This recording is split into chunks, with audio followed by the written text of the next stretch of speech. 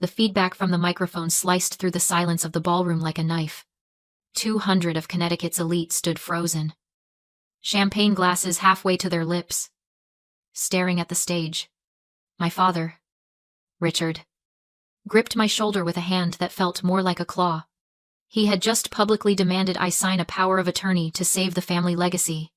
When I whispered no, he leaned in, not realizing the microphone was still live. Sign it. You useless burden, he hissed. I wish I had never birthed you. I did not cry. I did not scream.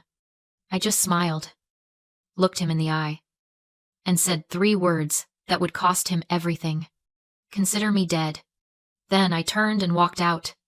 Before I tell you exactly how I destroyed his entire world in the next 30 minutes. Drop a comment and let me know where you're listening from. I want to see how far this story travels. The applause followed me down the hallway. That was the sound that haunted me most. Not my father's insult, but the clapping. You might wonder how 200 sophisticated, wealthy people could witness a father publicly blackmail his daughter and respond with an ovation. That is the trap of normalized cruelty. My father, Richard, had spent 20 years crafting a very specific narrative. To the world, I wasn't an independent woman with my own assets. I was the family steward, the dutiful fixer, the one who existed solely to keep the machine running. He had trained them to see my sacrifice not as generosity, but as an obligation. So when he demanded my property, they didn't see theft. They saw a king collecting his due taxes. They didn't see a victim. They saw a servant refusing to serve. And they were offended on his behalf. But they didn't know who really built the castle. I walked past the catering staff, who nodded at me with terror in their eyes. They knew. I wasn't just a guest. I was the architect of shadows behind the entire Henderson event empire. Every crystal flute, every silk napkin, every light fixture in that ballroom was there because I signed the contract. My father was a man who lived on the fumes of past glory and credit lines I secured. He was broke, destitute. The Christmas Eve charity gala wasn't a celebration. It was a desperate fishing expedition for investors to save a sinking ship. A ship I had been bailing out for 5 years. I reached the heavy oak doors of the manor. The cold Connecticut air hit me, sharpening my focus. I thought about the $250,000 I had personally fronted for this night. The catering alone was $60,000. The vintage wine, the decor, the massive industrial generator trucks humming discreetly behind the hedge maze, all paid for from my accounts. All leveraged on my credit. Because Richard claimed his liquidity was just tied up. It wasn't tied up. It was gone.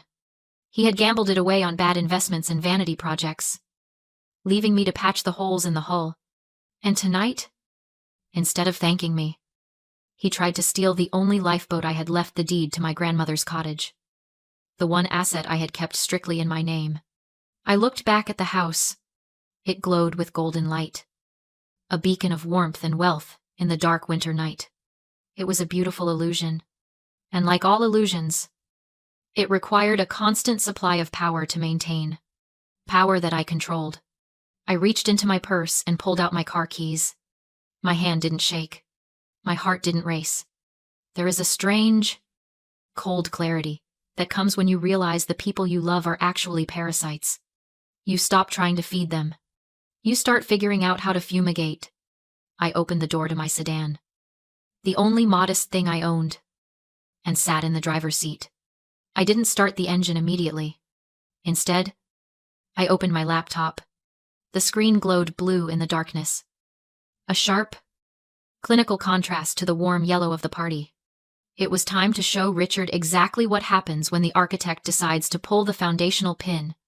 The blue light of my laptop screen was the only thing visible in the dark car. I didn't cry. I didn't shake. I felt a strange, icy calm settle over me.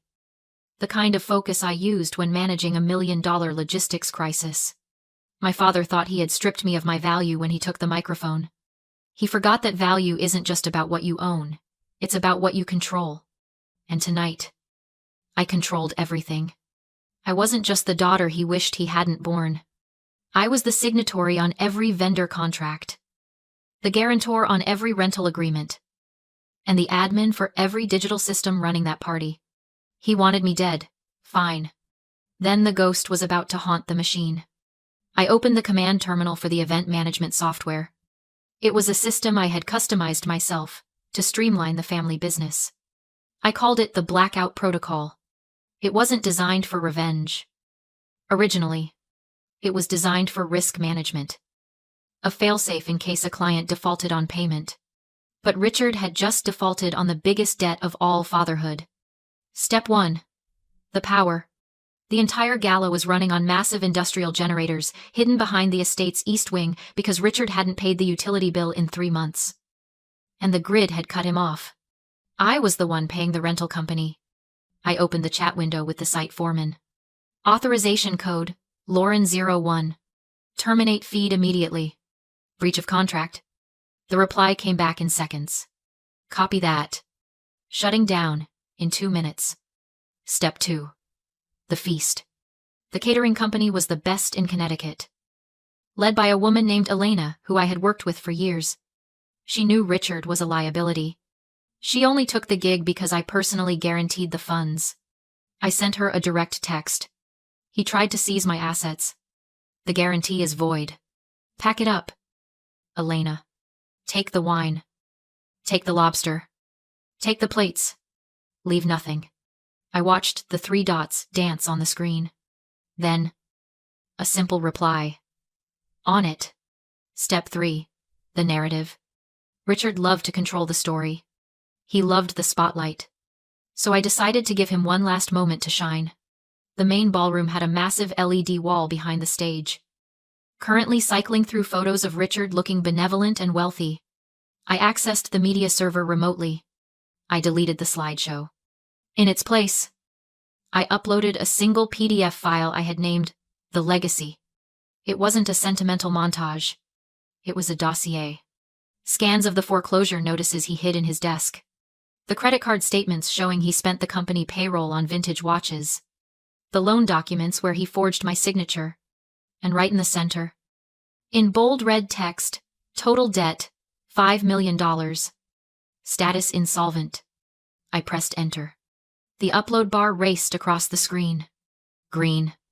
Complete. I looked up at the house. Inside. The band was playing a waltz. The guests were laughing. Drinking wine I paid for. Celebrating a man who was a hollow shell. They had no idea that the floor was about to drop out from under them. I checked the time. 30 minutes had passed since I walked out. It was time. I didn't start the car. I just sat there, watching the windows of the manor, waiting for the lights to die. This wasn't a temper tantrum. It was a foreclosure. The silence hit first. The waltz died mid-measure, strangled as the amplifiers lost power. Then, the light. From my vantage point in the driveway, it looked like the manor simply ceased to exist. 1 second. It was a blazing beacon of excess. The next, it was a black void against the night sky. A collective gasp rippled out from the estate, loud enough to reach me through the glass of my car window. Then came the hum, the low, mechanical groan of the massive generators spinning down, followed by the click-clack of the emergency backup lights flickering on. They weren't the warm, amber lights of a party. They were cold. Industrial halos designed for evacuation, casting long, skeletal shadows across the lawn. The illusion was broken. The winter wonderland now looked exactly like what it was, a desperate stage set built on a swamp of debt. Inside, I knew exactly what was happening. I had choreographed the chaos as precisely as I had planned the menu. My phone buzzed. It was a text from Elena, the head caterer. Powered down. Executing retrieval. I closed my eyes and pictured the scene. Richard would be trying to spin this. He would be standing on the darkened stage, laughing, that nervous, hollow laugh, shouting that it was part of the show, a dramatic interlude before the fireworks. But then he would see Elena. She wouldn't be bringing out the dessert. She and her team would be moving with military efficiency, stripping the tables, The vintage Cabernet, boxed. The lobster tails, trashed. The crystal, crated. My phone buzzed again. Another text. This time from a guest, a business partner I had cultivated for years. What is going on? The caterers just took the plate out from under my wife. They said the host is insolvent. Insolvent. The word hung in the air. Heavier than the cold. Richard's worst nightmare wasn't poverty. It was embarrassment. And I had just served him a 5-course meal of it. Then, the final stroke. The main generator was dead. But the backup circuit for the AV system was still live. I watched through the windshield as the massive LED wall behind the stage, the only bright thing left in the darkness, flickered back to life. It didn't show Richard's smiling face. It showed the PDF I had uploaded. Even from the driveway. The red text was legible, glowing like a neon accusation in the night. Total debt $5 million. My phone didn't just buzz this time. It screamed. Richard. I let it go to voicemail. I watched the screen on my dashboard light up with his name again and again. He wasn't checking on me. He wasn't worried I'd been kidnapped. He knew. He knew because only one person had the access codes to the generator. The catering contracts. And his secret financial shame. After the 5th call, I listened to the voicemail. His voice was distorted, cracking with a rage so pure it sounded demonic. You ungrateful little bitch. You think this is funny? Turn the lights back on. Turn them back on right now, or I will bury you. I will tell the police you stole the money. I will tell them you're crazy. Fix this, Lauren. Or so help me God. I will finish what I started and ruin you. He hadn't learned a thing. He didn't ask why. He didn't offer an apology. He immediately went to threats. He was drowning. And his only instinct was to try and drag me under with him. I deleted the message. I didn't need to hear his threats. I needed him to make his next move. I needed him to do exactly what a narcissist does when he loses control, escalate. I looked toward the house, where flashlights were now beaming through the windows. Chaotic and frantic. The trap was set. Now, I just had to wait for him to walk into it. I sat in the dark of my car, watching the front door of the manor. I knew Richard. I knew his playbook better than he knew himself. When a narcissist is cornered, they don't surrender. They don't reflect. They weaponize victimhood. And right on cue, the heavy oak doors swung open. Richard stepped out onto the portico, illuminated by the harsh glare of the emergency security lights. He wasn't alone. He had dragged a few key investors and his wife, Patricia, out with him. Gesturing wildly toward the dark driveway where I was parked, he pulled out his phone and began an exaggerated performance hand on his chest. Frantic gestures. Feigned panic. I didn't need to hear the call to know what he was telling 911. In his story, I was a hysterical intruder, sabotaging his charity event. He believed that if he got me arrested, he could rewrite the night, dismiss the debt evidence as the delusion of an unstable daughter, and emerge as the hero of a family tragedy. 10 minutes later, red and blue lights flooded the driveway. Richard strode toward the officers, confident again. Playing the Lord, demanding protection. I didn't run or hide. I leaned against my car and waited. He pointed at me, shouting for my arrest. 2 officers approached while Richard followed behind them, grinning. He thought the law was another tool he could wield. Standing on the lawn he believed he owned. He ordered the police to remove the daughter he treated like property, unaware he had just triggered the final trap. The sergeant told me the homeowner wanted me removed. I calmly handed him a blue-bound folder instead. Inside was a notarized quitclaim deed. Filed 5 years earlier? The house wasn't Richard's. It was mine. I explained loud enough for the guests to hear that my father had transferred the estate to me to shield it from a lawsuit. He thought he was using me. He forgot that ownership cuts both ways. He hadn't paid the mortgage in years. I had. Legally. He was a tenant, at will. I revoked his tenancy on the spot and requested his removal. Richard panicked, insisting it was a legal trick, that he paid for everything. The sergeant asked one simple question: was his name on the deed? It wasn't. The answer was final. As Richard was being escorted out, black SUVs blocked his path.